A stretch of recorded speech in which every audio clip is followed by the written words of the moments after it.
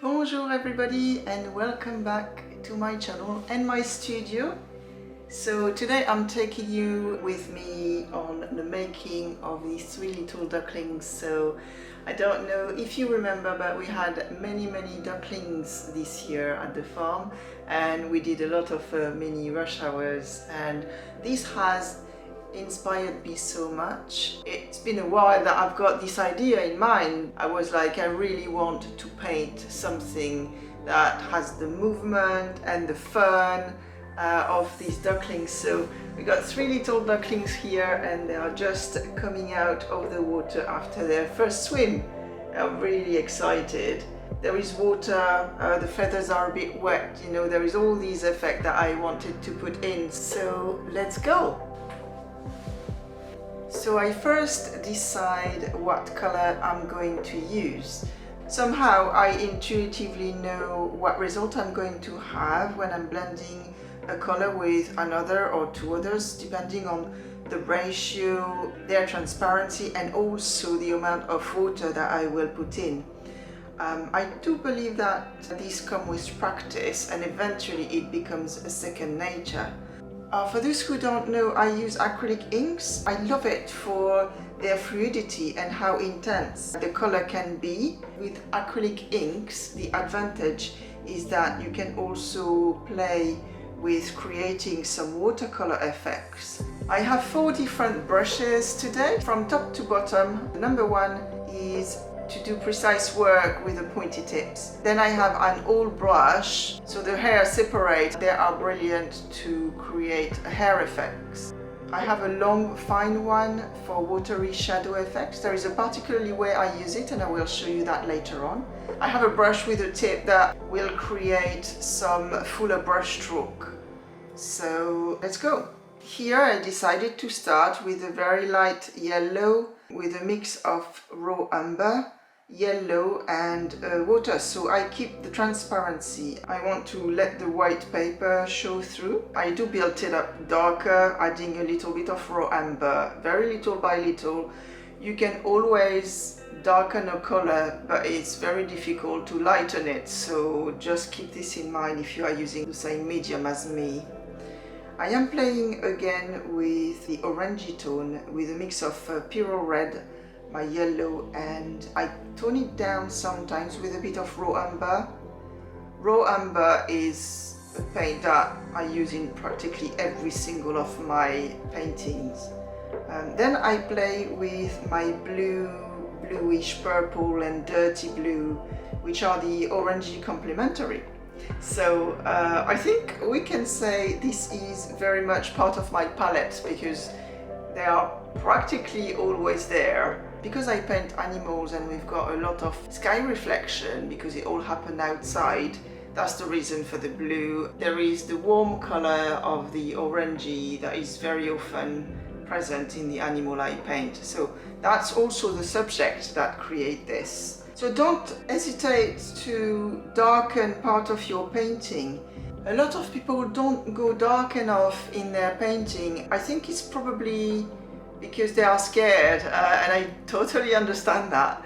But dare it, I would say dare it, because it will create more contrast and this will give some peps to your painting. It will increase the 3D effects as well.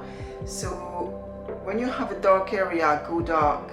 Now I am using my magenta and yellow mixed together. It's a perfect blend to create their little beak, because their beak at this stage of life, which is basically probably 1 day old, their beak is not yet orange. There is a lot of pink in it, so hence the magenta, which I love. That magenta is very deep color. Not transparent at all, by the way, this one. Mixing it with the yellow and you've got that orangey but still pink color. It's very good.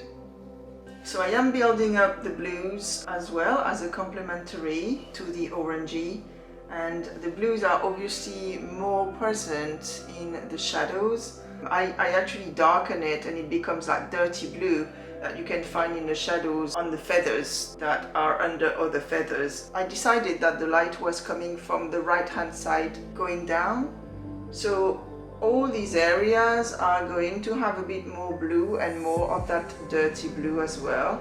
And it will contrast very well with some orangey color that actually in the shadow as well gets a bit darker. So I am playing with my complementary this way.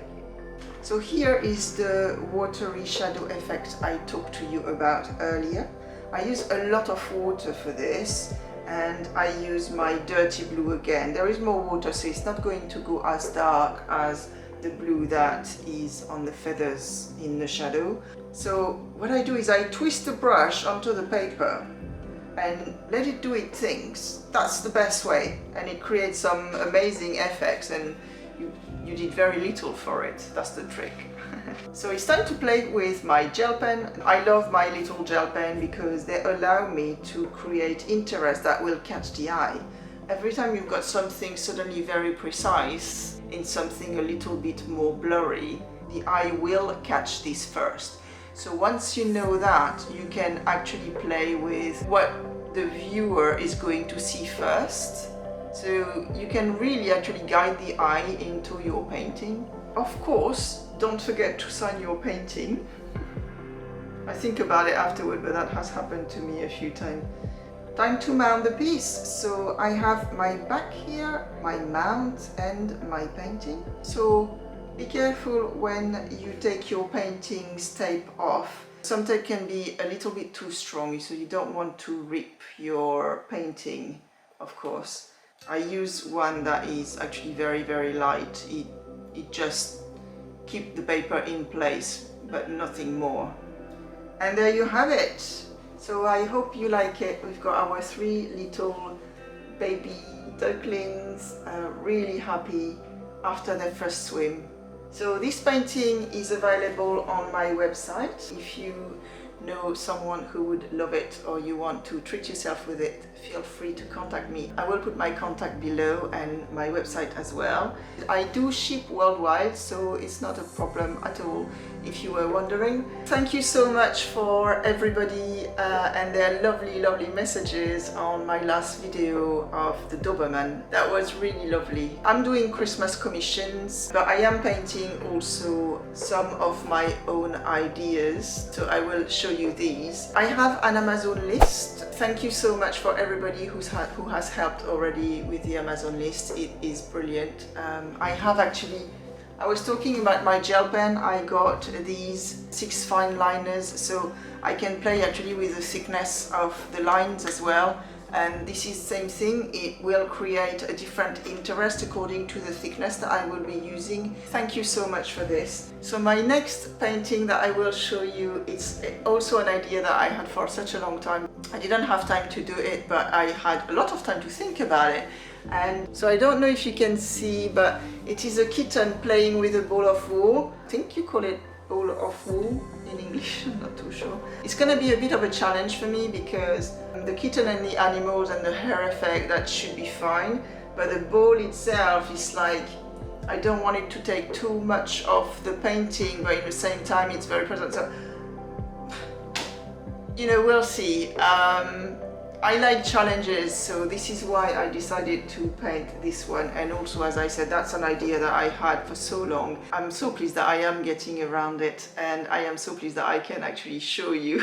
So yeah, so I'm looking forward to that. Thank you very much for watching, and I will see you on my next video. Au revoir.